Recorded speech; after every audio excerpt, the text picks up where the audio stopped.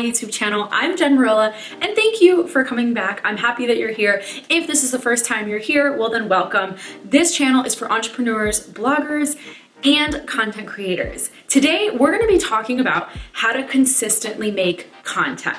This is every single content creator, blogger, entrepreneur's struggle, right? How do you consistently make content? And what is the importance of consistently making content? We all know that when you make content, it's a funnel that brings people into your world, right? When you're constantly showing up on social media, it's a way for people to know that you're an authority and you're funneling them into your business, brand, services, etc., right? So it is extremely important to constantly have a certain flow of constant content, right? So we're gonna get into that today, and you definitely wanna stick around because I'm gonna share with you 3 tips to making that happen and how I do it and what ways best work for me. All right, so let's get into it. Here's tip number 1. And you wanna make sure that you take as many notes as possible because these are lengthy tips, and I break it down into organizing, planning, and really strategizing for creating content, okay? So tip number 1, planning ahead. And I know that this feels like obvious sometimes. You're probably like, Jen, like duh. But this is the thing, when you plan ahead for content, it allows you to actually create more content when you need it. And I mean, you wanna plan ahead because you wanna know when you're having events, when you have certain campaigns that you're launching, when you have sponsored posts, that kind of stuff. When you're selling a product or service or something that's coming down the pipeline, you can go ahead and curate the content beforehand so that when you are launching, selling, or talking about an event, it actually funnels people into that event, product, service, etc. Does that make sense? So planning ahead is really, really key and strategic, right? So we're gonna go over the platforms that I use to organize my content and plan ahead. I use Asana. I'm a big Asana fan, and I will show you now because there's no reason for me to explain it to you here without you guys actually seeing it. So I wanna get into it and I'll show you in Asana how I actually schedule my content and plan it out. But before I get into that, let me explain to you some of the services that I use to plan my content ahead, right? So I use Hootsuite.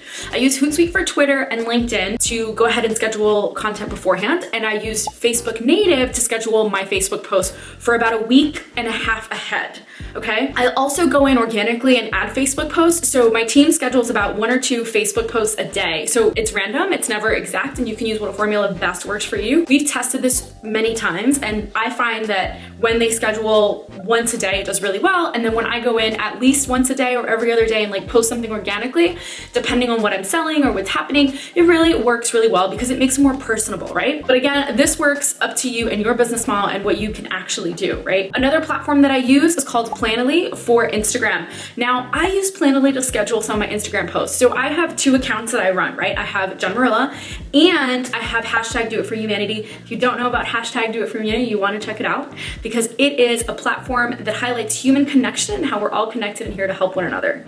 Very cool. So for this specific platform, I actually plan my content ahead of time, and we use Planoly to schedule it, as you can see. Very easy. This is the paid option. Unfortunately, you have to pay for all the paid options. Facebook Native is free. Hootsuite is free, but I think you only get a limited amount. Then you have to buy into the paid option for more than, I think, 30 posts. Before I get into Asana, I want to let you guys know that below in the description, I have a content calendar that you can download for free that has really helped me curate content organically, right? On days that I have stuff scheduled and I want to go in and organically post on Facebook, or I don't feel like I'm inspired on Instagram, I use this content calendar to like pop in some ideas. I will also give you some extra tips to creating content and being inspired a little later in the video, so you want to stick around. Okay, so let's get into Asana. Okay guys, so I want to show you how I use my Asana. Asana is a project management website, and this is kind of where me and my team communicate on a daily basis because we are all remote, right? So I'm going to use the example for my YouTube content.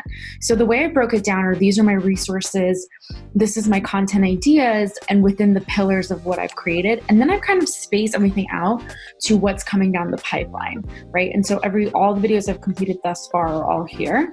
And these are the videos that are coming down the pipeline.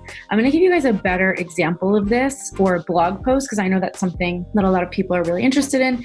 So I mentioned that we have pillars, right? And they're educational, inspiration, and connective and communicative, right? Within those pillars, I break down the type of topics that are related to my brand niche, right? So I have entrepreneur mindset, social media tips, business strategies, and then impact, sustainable, and socially environmental, right? I believe you should only have like 4 niche brand pillars, right?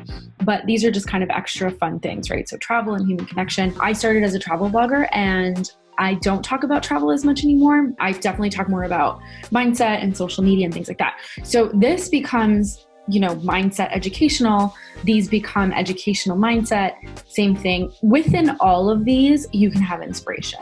And then basically what I do is I will put the topics based on what's coming down the pipeline, right? So these are the blog posts that are coming. This is what's being edited right now by the team. And then everything that's already been published is already here. Does that make sense, you guys? Let me know if you guys have any questions about this. Drop it in the comments below, and I am happy to answer. Okay, so there you have it. Now you know how to use Asana just like an expert. This is something that literally runs my business in and out. I'm such a fan of Asana. There are many other project management programs that you can use. I have used Trello before. There is Monday.com. I mean, there's tons of them, you guys. I've just always used Asana and I really liked it, and my team really likes it, so it's just easier to flow with it. Lastly, before I get into tip number 2, I want to talk about actual content, right? So as an influencer, as a blogger, as an entrepreneur, as a social media content creator, right? You should always be collecting content. And what I mean is like photos, videos. Don't be afraid to get on camera and like pull out your phone and say something cool and like a creative quote or something like that, and save that for later. It doesn't have to be now. As you notice, a lot of my curated feed on Instagram is very different, right? I not only post pictures, but I also post videos of YouTube and inspirational videos about teaching people how to get out of their own way, right? Doing videos like this will really curate your library. Take as many photos, as many videos as possible, because you can never have enough. When I traveled way more,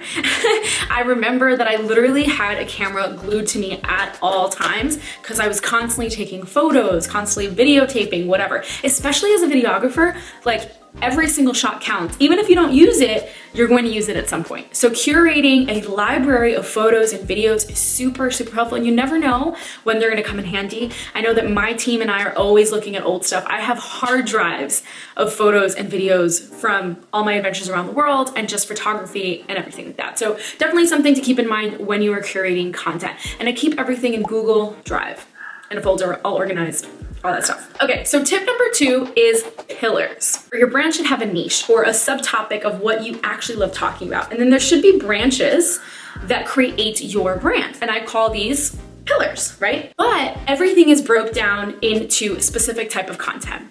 Teachable content, inspirational content, and connection content. Those are the 3 pillars that I like to break down content. Last being sales. You can use sales as every single one of those added on content pillars. However, the foundation of a pillar should be either teachable, inspirational, or creating community. So educational, inspirational, and connection, right? So these are the 3 types of pillars that I consider when I'm creating topics, right? And you can break this down for blogs, Instagram posts, LinkedIn posts, Facebook posts, Twitter, etc., right?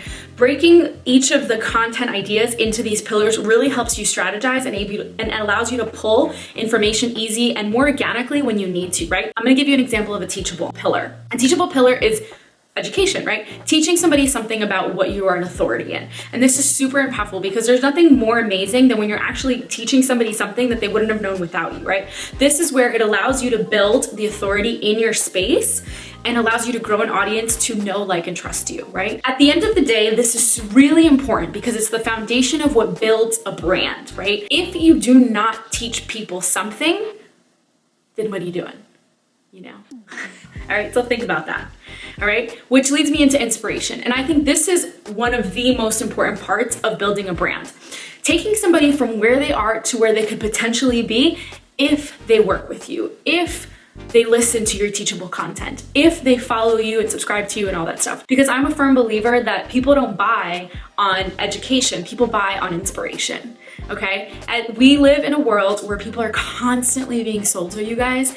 If you cannot take somebody and actually allow them to connect with you, and that's where the inspiration comes in, you're losing them. It's way more than the know, like, and trust factor. It's about connecting with someone on a more human level and allowing them to want to continue to work with you or buy from you, or whatever it is that you sell. An example of inspirational content. Maybe it's a quote. Maybe it's a story about how you quit your corporate job to travel the world, like me.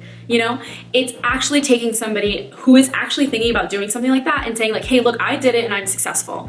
Now, does that mean that every person's gonna be successful? Yeah, probably, if they're willing to do all the work, but it's not easy, right? And so taking them from where they are to where they want to be and creating that storyline, building that human connection is very, very important in creating content. Another example is connection and community. All right, so where do you create connection and community and how you do that? This is a little different. I like to curate content that is a connection or community is where I create empathy, or I share what other people are doing based on the same type of information that's relevant to my brand. So for example, let's say I have a hashtag that I use, hashtag Do It For Humanity is actually the hashtag that I use. I can actually go to that hashtag and look at all the people that are changing the world, and I can use that to share content to get more buzz around my brand. So that's another cool way to create content. All right, guys, which brings me to tip number 3. Ready? Research and curate. This is something that I do very often. So when I'm on my couch on a Sunday and I don't feel like actually working, but I'm scrolling through Instagram, what I do is I actually scroll through the people that I love and I highlight or save the most important posts that I find inspiring for me. And I create different pillars. And as you can see, I've done that here, right? I have shopping, I have love, I have knowledge, I have education, like I have different pillars that I've curated from people that I know, like, and trust. And I use their content to help me inspire me, not copy, inspire me to create my own content, right? And the reason this is also really important is because it's a curation of all the things I like to talk about, all the things that allow me to create consistent content for you guys. Another thing that I do is when you guys ask questions, like the most common FAQs and things like that, I actually keep a big folder of that and I save that and always go back to that. Like these YouTube videos are coming from all the questions that you guys are constantly asking me all over social media. Like, Jen, how do you constantly curate content? What does that look like? How do you organize it? All those things. Okay, guys, so there you have it. You have 3 tips to curating content all the time. We have tip number 1, which is plan ahead. This is definitely one of the most important strategies because it really helps. Creating content on the fly is not fun. Maybe when you're starting out, it's kind of easy, but when you actually have a company to run and a brand to run where you're constantly pulling out content, where you have people that rely on you, that want to learn from you, planning ahead is something that is extremely important. Like, you do not want to do this. I make sure that at the end of the month, I always sit down a week before with my team. We plan ahead for the next 30 days. So everybody knows what's coming down the pipeline, what to expect, and what we're going to actually do. So that's a helpful tip. Another thing is if you have team meetings every week, like I do, also something really good to run through your team is make sure that everything is fluid. Everybody knows what's happening at the same time. So that's really good. And number 2, we touched upon the 3 pillars of creating content, which are education, inspiration, and community and connection. The last one being sales, but sales can be added on to any of those 3 pillars of content, and you wanna make sure that the type of content you're creating falls into those 3 types of categories, right? And last but not least, tip number 3, curating and researching. So this is where you keep a track of all the FAQs, the questions that people ask you, the polls that you use, that you put out on social media and things like that to collect information on what type of content you should create, and following the people that you know, like, trust, that you admire, and you hope to someday be. Never copy, because we don't copy, but we use them as inspiration to create our own words and our own magic, right? All right, you guys, there you have it. I hope you enjoyed this video. Give me a thumbs up if you loved it. Don't forget to subscribe for next week. And if you have any questions below, don't forget to drop them.